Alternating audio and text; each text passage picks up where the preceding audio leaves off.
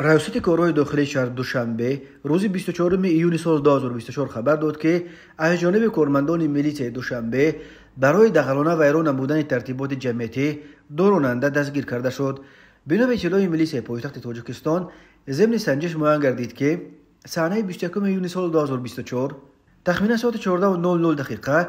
راننده ماشین تمغه اوپل زفیره رقم قید دولتیش 7481 است 01 شهروند احمد فرستم سال 1995 هنگام دوره وسطای نقلیات در کوچه عینی با شهروند امرویف علیشیر سال 1988 راننده ماشین تمغه بیودی رقم قید دولتیش 7266 00 از سبب هنگام از راه گذشتن به همدیگر راه ندادند، با یکدیگر مناقشه کردند. چنانچه از نواری در سامانه های اجتماعی نشر گردیده دیده می شود، دستگیر شده احمد فرستم با لغت همراه علیشیر را لطوکوب کرده است که در نتیجه او به سلامتیش جراحت‌های جسمانی برداشته است. وابسته به حالت مذکور مواد ضروری ترتیب داده شده با مقصد آغاز نمودن پرونده جنایتی طبق طلبات ماده 237 کدکس جنایتی جمهوری تاجیکستان عفو باشه مورد تفتیشات پیشکی قرار دارد. این بند قانون همچون جزا و جریمه